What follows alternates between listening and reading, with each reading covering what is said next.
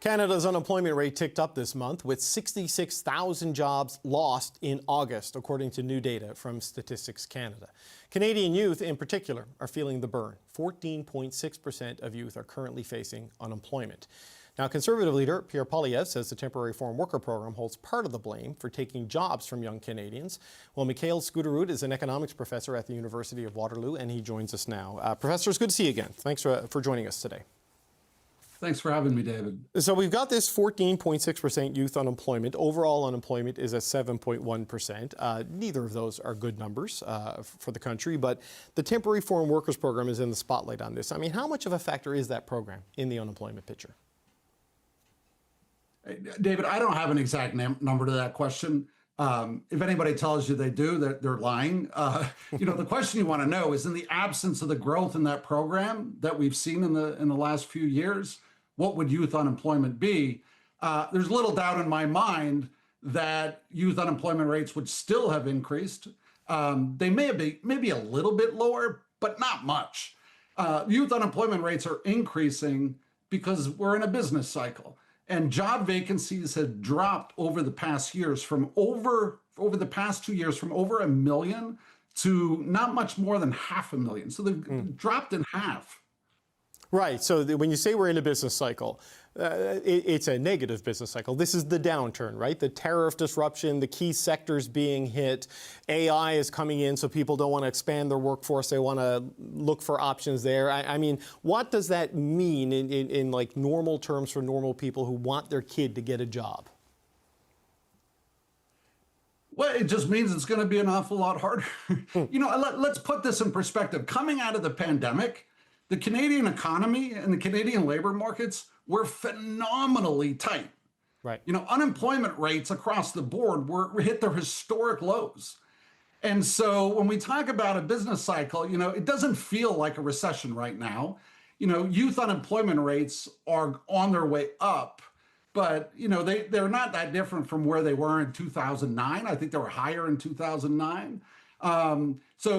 It's not like we're in a massive recession. I think the key is when you talk about the loss of these jobs, it's a little bit misleading. The labor force survey doesn't measure how many jobs are in the economy. What they measure is how many people are employed. And so what is happening is not that people are losing their jobs. Overwhelmingly, that's not what's happening. Some of that's happening, but overwhelmingly not. What's happening is there are fewer job openings. And so for the new labor market entrants, which are overwhelmingly young people, it's just going to be a lot harder to get into a job. And so they're going to be unemployed. And so that's overwhelmingly what's driving the numbers right now. Okay, and typically youth unemployment tends to run double the national rate in simple terms, right? It's just more volatile over the business cycle. So when we go into this downturn, labor markets slacken, youth unemployment rates, and also unemployment rates of any new labor market entrants. So recent immigrants as well, same thing. They tend to increase much more quickly. Okay, so the temporary foreign workers program is not the main culprit in the high youth unemployment, as you say. I mean, if it went away, there would be some changes at the margins of the number, but the core issues would persist. That doesn't mean the temporary foreign workers program is not without its flaws, right? I mean, there's the abuse challenges, but I've seen you and others talking about the fact that it arguably suppresses wages in a lot of like working class jobs, and it's a disincentive for companies to invest. So it hurts Canadian productivity, which has been a persistent challenge. So changing the program, you can see the value in it. What would be the consequences of getting rid of it and scrapping it? Because there are still some labor gaps it does fill. Yeah, so I think, the idea of just scrapping it, I can see how that might sound appealing, but it's not very realistic. And I don't think it's sensible policy. There's two ways it's not sensible. One is that important parts of this program, what it does is it allows employers to attract, highly skilled workers from around the world, including in my department at the University of Waterloo. When the economics department wants to hire a new economist for the department, we need this program in order to search globally. We want to bring in a foreign professor. We need the temporary foreign worker program. So that's the first part. Important part of the program are highly skilled workers. The other part is, shutting it down overnight is not very smart. There are viable businesses out there that have become reliant on low-skilled foreign labor that you want to give an opportunity to adjust, and that takes time. And so I think There are alternative policy instruments within this program that we can use to kind of wean these businesses off their reliance on low-skilled labor. But I think shutting it down overnight is not sensible. Well, in politics these days, everything's a binary, right? It's all good or it's all bad. I mean, nuance and stuff, there's not a lot of space for it. But just one more thing then on that, David, sorry. But, I think that's a huge part of the problem we're in. Attracting skilled workers requires an immigration system that's predictable, dependable, reliable, it's transparent. And we are in a world now in which immigration policy, we're seeing these whipsaw, abrupt changes right across the board in this policy, in immigration policy. It is entirely unhelpful.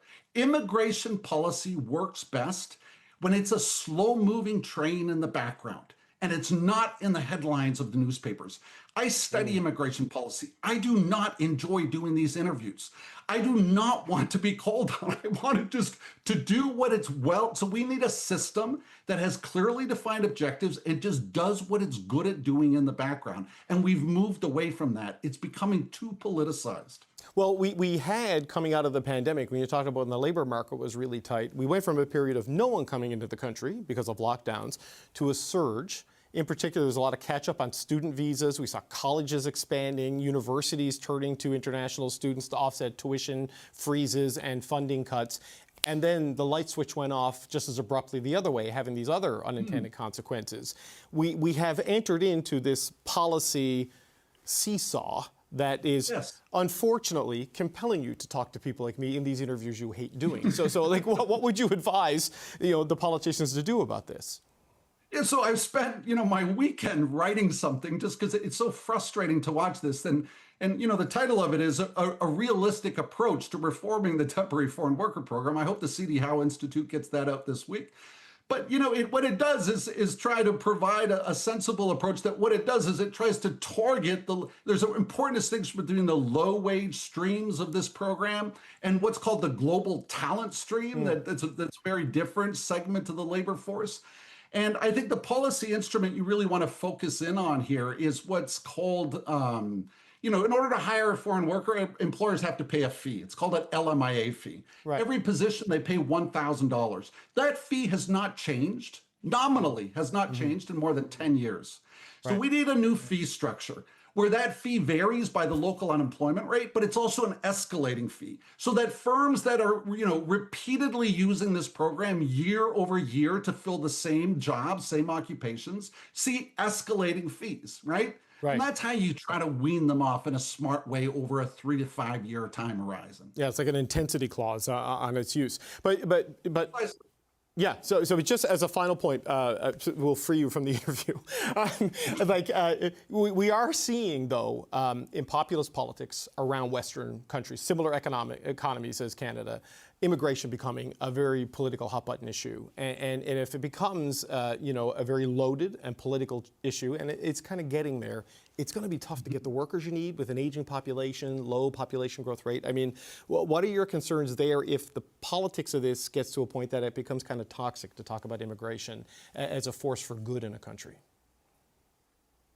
All I can say, David, is I've been pulled into this kind of public policy debate the past 3 years, maybe 4. I really don't enjoy it. There's not much, but what motivates me to do all this extra work is, I'm an immigrant. And what I love about Canada is that for decades, this country has been exceptional in being able to balance having high immigration rates and strong public support for immigration. And I just find it really discouraging to see it be politicized in the way it is. There is entirely a sensible economic immigration program that lies somewhere in between what we saw under the Trudeau government, which actually dates back to 2016. It wasn't just a post-pandemic experiment. And this idea of just shutting doors. There is an entirely sensible policy in between these two. And it's not hard. It's not difficult. It's not rocket science. So we just need to get back to that. And that's all I'm really focused on. Well, Mikhail Skutterud, we do appreciate you and the work you do and your willingness to come on and do these interviews despite the hardship. So thank you so much. That's Mikhail Skutterud, an economics professor at the University of Waterloo. Thank you, sir. Thanks, David.